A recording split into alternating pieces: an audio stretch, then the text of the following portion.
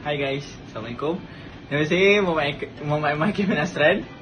Saya bekas pelajar daripada SMK Putra Perdana, kelas 5 AKS 2. Okay, saya nak wish good luck untuk SPM 2023. Untuk subjek sejarah, apa yang saya boleh cakap, korang boleh amalkan format PES, iaitu politik, ekonomi, sosial. Benda ni sangat berguna untuk korang. Okay, saya sendiri bekas SPM 2022 menggunakan format PES. Dan Alhamdulillah saya lulus. So korang boleh cuba. Bye. Hai, Assalamualaikum. Nama saya Syarul Liza dari 5 AKS 2. Saya dapat keputusan sejarah C+. Cikgu Azira selalu bagi tahu saya, jangan tinggalkan soalan kebat. Selalu jawab kebat dengan menggunakan PES.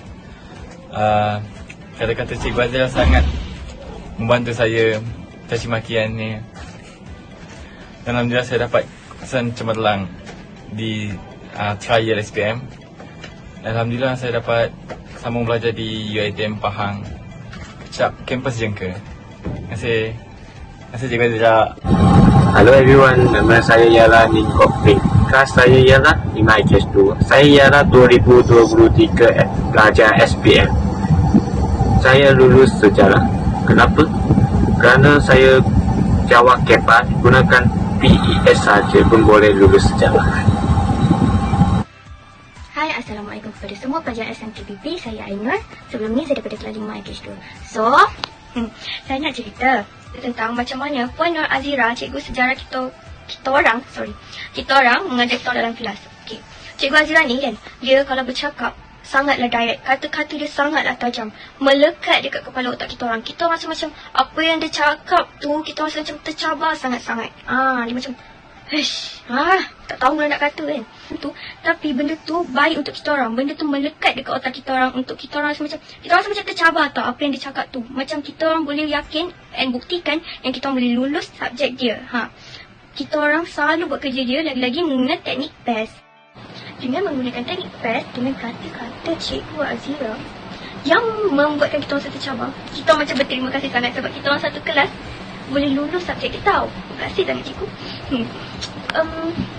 Lagi satu, by the way, kepada semua pelajar SMKPP yang akan menduduki SPM, saya nak ucapkan selamat berjaya jawab elok-elok. Okay? Assalamualaikum, nama saya Musyairah. Saya daripada kelas 5 AKS 2 dan saya juga calon SPM 2022. Saya daripada anak murid Umi Azira. Saya juga berjaya lulus dalam sejarah menggunakan PES dan kebat. Selain kita orang menggunakan PES tu, kita orang juga kena marah, kena maki dengan Umi Azira. So kalau korang nak tahu, saya tak pernah pun lulus dalam subjek sejarah. Tapi sejak saya belajar dengan Umi Azira daripada tingkatan 4 sampailah ke tingkatan 5, sampailah ke SPM, saya dapat lulus dalam subjek sejarah.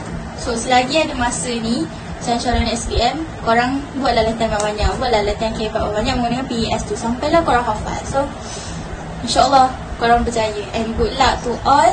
And siapa yang tak lulus tu, Umi Azira kata jangan pergi minta beras kat masjid Jordan ni tau. Okay, so good luck, bye. Assalamualaikum, nama saya Muhammad Syahid Zamir Allah. Saya adalah bekas pelajar bagi Cikgu Azira. Okay, so awal-awal memang korang akan rasa Cikgu Azira ni garang lah. Tapi saya cakap aku, dia tak ada garang macam mana pun. Dia garang-garang dia selesa je. So, dia garang lah sebab dia nak pelajar-pelajar dia percaya. Dia nak tengok pelajar dia pergi jauh. Kita nak pelajar dia hanya sekadar cukup makan lah. Macam tu lah masa aku. Sebab yang tu, siapa yang dapat Cikgu Azira ni korang appreciate lah dia. Sebab dia memang sayang dengan murid-murid dia. Dia anggap murid-murid dia macam anak dia sendiri. Sama juga macam kita orang dah anggap dia macam mak kita orang sendiri. Siapa yang dapat belajar dengan Cikgu Azira tu, saya cakap aku memang baik. So tolonglah treat dia macam korang treat mak korang, sayang dia macam korang sayang mak korang. Apa sekalipun yang dia marah ke apa, percayalah untuk kebaikan korang juga. Sekalipun dia marah korang ke apa, korang janganlah ada rasa sifat dengki ke apa. Atau sebagai student kita mesti rasa macam ya cikgu marah-marah. Tahu benda tu, sebab aku pun student, tahu benda tu. Jadi kau percaya cakap aku, Cikgu Azira ni dia bukan sekadar cikgu lah. Percaya cakap aku, jujur nanti korang akan berterima kasih hari kali. Even kita orang satu kelas pun still tak boleh percaya budak kelas belakang boleh lulus sejarah. Kau cakap kau makan tau. Gentle, Cikgu Azira juga buat kita orang memang betul-betul berubah. Dia baik dia ada baik dia. Dalam jahat dia ada baik dia. Tak adalah jahat pun, dia garang dia.